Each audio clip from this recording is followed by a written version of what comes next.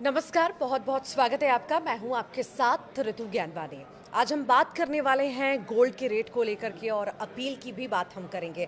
दरअसल गोल्ड का रेट आप देख रहे हैं, लगातार रिकॉर्ड हाई हम रेट्स देख रहे हैं गोल्ड के। इसी बीच स्टॉक मार्केट की अगर हम बात करें तो उसमें भी उतार चढ़ाव लगातार नजर आ रहे हैं। इसी बीच पीएम मोदी की अपील कि अभी 1 साल तक गोल्ड ना खरीदें। इस अपील के बाद कितना असर हुआ लोगों पर, क्या वाकई लोगों ने इसे फॉलो किया या बढ़ चढ़कर खरीदारी की, जानेंगे। हमारे साथ एक्सपर्ट जुड़े हैं, इकोनॉमिक एंड फाइनेंस एक्सपर्ट हैं शरद कौली जी। शरद जी, बहुत बहुत स्वागत है आपका हमारे इस खास पॉडकास्ट में। सर, मोदी जी ने अपील की कि 1 साल तक गोल्ड ना खरीदें जी। आखिर इस अपील का कितना असर आपने देखा, लोगों के ऊपर कितना प्रभाव देखा? इमोशनली लोगों ने सोचा या फाइनेंशियली लोगों ने सोचा? देखिए, जब उन्होंने अपील करी तो पहले 2 दिन तो ज्वेलर्स की दुकान पे भीड़ बढ़ गई, क्योंकि जिन लोगों ने आगे लेना था, जिनके घर में शादियां थी या किसी ज़रूरत की वजह से लेना था, उन्होंने फटाफट जाके कहा कि 1-2 दिन में ले लें, क्योंकि हो सकता है कि मोदी जी अपील करते हैं उसके बाद कोई पॉलिसी ना आ जाए। तो इस वजह से 1-2 दिन तो भीड़ दिखी। पर अब देखने को मिल रहा है ऋतु के थोड़ा सा ज्वेलरी की जो डिमांड है, गोल्ड की डिमांड 2 तरीके की है। करीब 60 से 70% डिमांड इसमें ज्वेलरी की है, बाकी 30 से 40% डिमांड इसमें निवेश की है। तो जो ज्वेलरी की डिमांड है उसमें तो थोड़ा सा फ़र्क दिखाई दे रहा है, क्योंकि लोग मोदी जी की बात मानते हैं। बहुत बड़े देश के सबसे बड़े ब्रांड एम्बेसडर हैं वो। जब उन्होंने थाली बजाने को कहा, लोगों ने थाली बजाई। जब दिया जलाने को कहा, कोविड में दिया जलाया। एक झालमुरी उन्होंने कहीं रुक के खा ली बंगाल इलेक्शंस में, वो कहीं ना कहीं कुछ कारण उसने अपना रोल प्ले किया। तो ऐसा नहीं है कि लोग बात नहीं मानते, मानते हैं। देखिए, जिसको बहुत ज़रूरी है वो तो अब भी लेगा, क्योंकि खरीदने को मना नहीं किया है। हालांकि मैं ये कहूँगा कि ये महंगा हो गया है, क्योंकि जब से इससे इंपोर्ट ड्यूटी 6% से 15% करी, तो उस समय जब मोदी जी ने अपील करी तो गोल्ड का रेट लगभग 1.5 लाख रुपए प्रति 10 ग्राम था। तो उसकी वजह से, इंपोर्ट ड्यूटी की वजह से सीधा ये 1,60,000 के करीब जंप कर गया, तो थोड़ा महंगा हो गया। अब जहाँ फर्क नहीं पड़ा है, मैं आपको वो बता देता हूँ। जो निवेश की डिमांड है वहाँ पर इतना फर्क नहीं दिखाई दे रहा है, क्योंकि जो गोल्ड के ETFs हैं, जिसको हम एक्सचेंज ट्रेडेड फंड्स कहते हैं, और जो गोल्ड के म्यूचुअल फंड्स हैं, क्योंकि लोगों को तो ऐसा लगता है कि भाई हम सीधा गोल्ड तो ले नहीं रहे।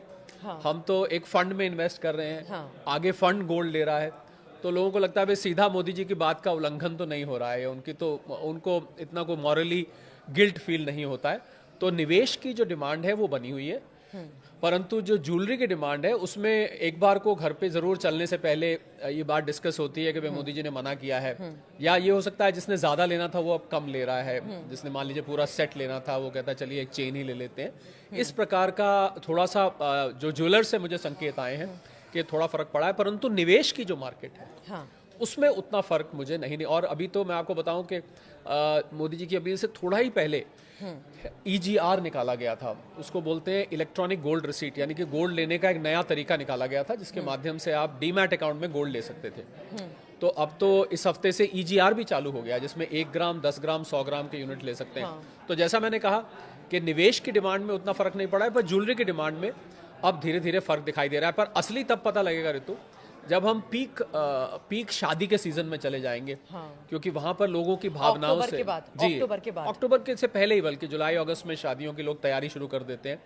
तो हाँ, मुझे लग रहा है कि जब शादी का सीजन होगा तो लोग क्या बिना गोल्ड के शादी करेंगे। क्योंकि अब मुझे तो ज्वेलर्स ने ये भी बताया कि नया खरीदने वाले तो कम आ रहे हैं, परंतु जिनके घर पे गोल्ड ऑलरेडी पड़ा हुआ है। हाँ। तो भारत, आप जानते हैं भारतीय घरों में एक अंतर्राष्ट्रीय एजेंसी के अनुमान के हिसाब से, भारत की भी कुछ एजेंसीज के अनुमान के हिसाब से 30,000 टन भारतीय घरों में गोल्ड पड़ा है। 30 करोड़ यहाँ परिवार हैं अप्रॉक्सीमेटली। सोचिए आप कितनी बड़ी मात्रा में गोल्ड पड़ा है। तो लोग रिसाइकिल कराने आ रहे हैं, मतलब पुराना गोल्ड लेके गए, आप पुराना सेट पड़ा है जो फैशन से बाहर हो चुका है, उसको ले गए आप, उसमें से चूड़ियां बनवा ली या कंगन बनवा ली या नया सेट बनवा लिया। तो ये काम तो अभी भी चल रहा है, परंतु नया खरीदने में थोड़ा थोड़ा फर्क पड़ा है। पर असली टेस्ट मोदी जी की बात का तभी होगा जब शादी का सीजन आएगा और लोगों के सिर पर आ पड़ेगी, क्या वो बिना गोल्ड के नए खरीदे शादी करेंगे, नहीं करेंगे, ये हमें समय बताएगा। ये तो हमने अपील की बात की, ज़रूरत की बात हमने की कि शादी ब्याह है, सब में गोल्ड लेने की ज़रूरत पड़ती है। अगर हम सुरक्षित ऑप्शन की बात करें तो सुरक्षित ऑप्शन क्या है सबसे ज़्यादा लोगों के लिए? देखिए, सुरक्षित ऑप्शन तो गोल्ड को शुरू से ही माना जाता है, क्योंकि ऐसे मुसीबत का साथी, मुसीबत के वक्त में लोग गोल्ड की तरफ जाते हैं। ये तो देखा ही जाता है, ये तो शुरू से ही है। तो वो डिमांड भी, जैसा मैंने आपको कहा कि जो निवेश की डिमांड है, अब मान लीजिए किसी ने निवेश के लिए कॉइन लेना है या निवेश के लिए आपने वो छोटा सा चिप मिलता है वो लेना है, बिस्किट बोलते हैं जिसको, तो वो भी डिमांड में उतना फर्क नहीं पड़ा है ऋतु। मैं आपको सच बात बताऊं, ज्वेलरी की डिमांड में थोड़ा सा फर्क पड़ा है, क्योंकि ज्वेलरी ऐसी चीज़ होती है उसमें थोड़ा सा एक घरेलू बात भी है। घरेलू बात यह है कि मुझे पता लगा किसी महिला ने कहा कि मुझे नया मंगलसूत्र चाहिए, तो उनके जो हस्बैंड थे उन्होंने कहा कि देखो मोदी जी ने मना किया है तो अभी आप मत लीजिए। तो इस प्रकार का भी पैटर्न देखने को मिल रहा है। तो ज्वेलरी में फर्क पड़ा है, पर मुझे लगता है कालांतर में, और मोदी जी ने, ऋतु एक बात ध्यान देने वाली बात यह है, मोदी जी ने 1 साल के लिए मना किया। तो उन्होंने जब 1 साल का कहा तो कोई 1 साल ऐसा कोई बहुत कैलकुलेटेड पीरियड नहीं था, उन्होंने अंदाजे से 1 साल के लिए कह दिया। अगर ये क्रूड ऑयल के दाम गिरते इनडायरेक्टली हैं, हम कह सकते हैं लोगों को इंडियन इकोनॉमी पर भरोसा रखने के लिए कहा गया है कि हाँ भाई इस पर भरोसा आप रखो, कहीं ना कहीं अच्छा ऑप्शन है। ये इसलिए कहा गया है क्योंकि $72 बिलियन का हमने पिछले साल गोल्ड इंपोर्ट किया, तो बहुत बड़ी मात्रा में हमारे विदेशी मुद्रा भंडार खर्च हो रहा था, इसलिए मोदी जी ने कहा। पर उन्होंने, जैसा मैंने कहा कि 1 साल उन्होंने अंदाजे से कहा है। अगर परिस्थिति पहले सुधर जाती है और क्रूड ऑयल के दाम नीचे आ जाते हैं, विदेशी मुद्रा भंडार उतनी स्पीड से खाली नहीं होता, तो 1 साल से पहले भी आप खरीद सकते हैं, कोई ऐसी बात नहीं है। मतलब परिस्थितियां सुधरने से मतलब है, 1 साल उन्होंने ऐसे अंदाजे से बोल दिया। बार बार ये भी कहा जाता है कि देश की इकोनॉमी स्ट्रांग है, अगर इकोनॉमी स्ट्रांग है तो लोग गोल्ड की तरफ भाग क्यों रहे?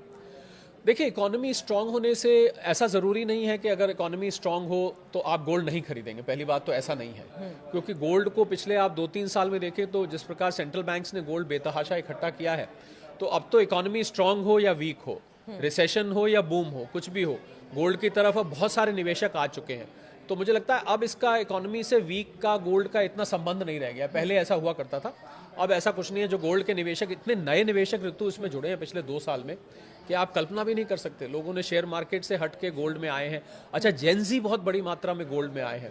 इनफैक्ट जो डिजिटल गोल्ड में, आपको याद होगा पीछे कुछ प्लेटफॉर्म में, नाम नहीं लेता, वहां पर इन्वेस्टमेंट करा थे, जिसके बारे में सेबी ने बोला था कि हम इसके जिम्मेवार नहीं है, ये मान्यता प्राप्त नहीं है। उसी की वजह से ये EGR लाया गया है। तो अब तो जेनजी भी जुड़ गए। तो मुझे लगता है अब गोल्ड उस अवस्था से ऊपर जा चुका है कि आपकी इकोनॉमी स्ट्रांग चल रही है या इकोनॉमी ढीली चल रही है, इससे कोई मतलब नहीं। अभी मौजूदा स्थितियां, हम कुछ समय पहले की स्थितियां देखें, गोल्ड का रेट जिस तरह से बढ़ा घटा, आने वाला समय में क्या आपको लगता है कि इसकी डिमांड बढ़ेगी या स्टॉक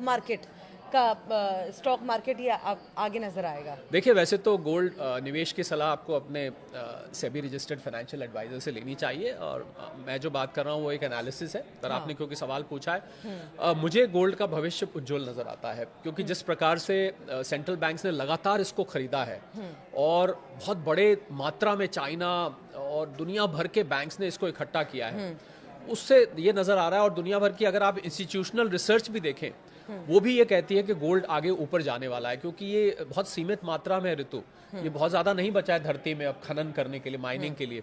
तो क्योंकि अब ज्यादा नहीं बचा है, खत्म होता जा रहा है। और जिस प्रकार से डी-डॉलराइजेशन की जो मुहिम चल रही है दुनिया में, आप देखिए दुनिया की इस समय जो आर्थिक परिस्थिति है उसकी जड़ में डॉलर है। डॉलर की डिमांड बढ़ जाने की वजह से हमें विदेशी प्रधानमंत्री जी को जो अपील करनी पड़ी, वो इसी वजह से करनी पड़ी क्योंकि विदेशी मुद्रा भंडार हमारा समाप्त हो रहा था। तो इसको देखते हुए डी-डॉलराइजेशन की मुहिम जैसे जैसे चलेगी आगे, वैसे वैसे गोल्ड, तो मुझे गोल्ड का भविष्य बहुत उज्जवल दिखता है। कोई व्यक्ति अगर इसको लेना चाहते हैं अपने एडवाइजर से पूछ के लें, परंतु थोड़ा थोड़ा करके अगर आप इसको 2 से 5 साल तक लेके रखते हैं, मुझे लगता है अच्छा रिटर्न देगा। इसका रिटेल इन्वेस्टर्स की अगर हम बात करें तो जो अपील की गई थी उन पर कितना असर पड़ा था? जैसा मैंने कहा कि रिटेल इन्वेस्टर्स ने, देखिए 1-2 दिन तो उन्होंने काफ़ी अपील को सीरियसली लिया, पर जैसा मैंने आपको पहले बताया कि इन्वेस्टमेंट की डिमांड में उतना फ़र्क नहीं दिख रहा है, कंजम्पशन के डिमांड में फ़र्क दिख रहा है। यानी कि ज्वेलरी बनाने वालों ने थोड़ी सी ब्रेक लगाई है, परंतु जो गोल्ड म्यूचुअल फंड्स हैं, गोल्ड ETFs हैं, EGR है, इसमें इतना फर्क अभी नहीं दिखाई। बड़े इन्वेस्टमेंट में अगर हम बात करें तो बड़े इन्वेस्टमेंट में भी चल रहा है, बड़े इन्वेस्टमेंट तो इंस्टीट्यूशंस करते हैं, और भारत में बड़ा इन्वेस्टमेंट हाई नेटवर्थ इंडिविजुअल्स हो गए या कुछ इंस्टीट्यूशंस करते हैं, वहाँ भी ऋतु मुझे इतना फर्क नहीं दिख रहा, क्योंकि इस समय जो दाम है अंतर्राष्ट्रीय बाजार में, दाम करीब $4550 से नीचे चल रहा है, और भारत में क्योंकि इंपोर्ट ड्यूटी लगी उसकी वजह से दाम बढ़ गया। अदरवाइज अगर आप इसको पार रख के चलें तो इस समय दाम कम है। आप देखिए 1,82,000 पीक से इस समय नीचे है। तो उसको देख के मुझे लग रहा है ऋतु कि अभी परिस्थिति अच्छी है लेने के लिए। तो जो लेने वाले निवेश के लिए डिमांड बनी हुई है, कंजम्पशन की डिमांड पे थोड़ा फर्क पड़ा है। आने वाले समय में भी हालांकि खास हम नहीं मान सकते कि बहुत ज़्यादा इसका रेट बढ़ेगा, पर हाँ लोग भरोसा तो उसी पर जताएंगे क्योंकि गोल्ड पर शुरुआत से ही भरोसा सर हम देखते आए हैं कि एक वही चीज़ मानते हैं कि हाँ भाई गोल्ड ले लिया हमने, जमा कर लिया या रख लिया तो हमारा बैक जो है कहीं ना कहीं मजबूत है और इस पर लोग भरोसा भी जताते आए हैं। अपील के बाद हमने काफ़ी सारे बदलाव ये देखे कि लोगों की भागम भाग हमने या दुकानों पर जूलर के यहाँ पे भीड़ भाड़ भी देखी। हालांकि अब सब कुछ सामान्य होता नजर आ रहा है, पर आप जैसा कि कह रहे हैं कि ये स्थितियां पहले भी अगर ठीक हो गई तो लोग सामान्य तौर पर खरीद सकते, तो हम ये माने कि ये भी संकेत हैं कि शायद रेट्स कम हो जाएं। देखिए, इसका रेट कम होना तो ऋतु अंतर्राष्ट्रीय बाजार पर डिपेंड करता है, और मैं आपको ये बता दूं कि 99% गोल्ड भारत में बाहर से आता है। हाँ। भारत में ये मात्र 1% पाया जाता है। तो इसकी जो कीमत होती है उसको हम प्राइस डिस्कवरी कहते हैं। वो प्राइस डिस्कवरी इंटरनेशनली होती है। अमेरिका में न्यूयॉर्क में एक एक्सचेंज है जिसको कॉमेक्स बोलते हैं, कमोडिटी एक्सचेंज, वहाँ पर होती है। लंदन में लंदन बुलियन मार्केट एसोसिएशन है, वहाँ पर होती है। तो इन दो जगह गोल्ड की प्राइस डिस्कवरी इसको बोलते हैं। तो भारत के देखिए इंपोर्ट ड्यूटी बढ़ी तो बड़ा, पर भारत के आर्थिक पैमानों से, भारत की नीतियों से गोल्ड सिल्वर की प्राइसेस पे अंतर्राष्ट्रीय स्तर पे फर्क नहीं पड़ता है। तो अगर अंतर्राष्ट्रीय स्तर पर इसकी प्राइस बढ़ी तो भारत में अपने आप ही बढ़ने लगती है, ऐसे इसको। अच्छा, अगर हम ये समझना चाहें गोल्ड का रेट बढ़ता है या घटता है, बाकी स्टॉक्स पर इसका कितना असर पड़ता है? देखिए, स्टॉक एक्सचेंज की आप बात कर रहे हैं, शेयर मार्केट की बात कर रहे हैं। शेयर मार्केट इस समय मुझे लगता है एक मुश्किल दौर से गुजर रही है, क्योंकि रुपए का कमजोर होना। और बाय द वे मैं आपको ये भी बताना चाहूंगा कि अगर रुपया और कमजोर होता है तो इससे भारत में सोने के दाम बढ़ते दिखाई देंगे, क्योंकि हम डॉलर में इंपोर्ट करते हैं।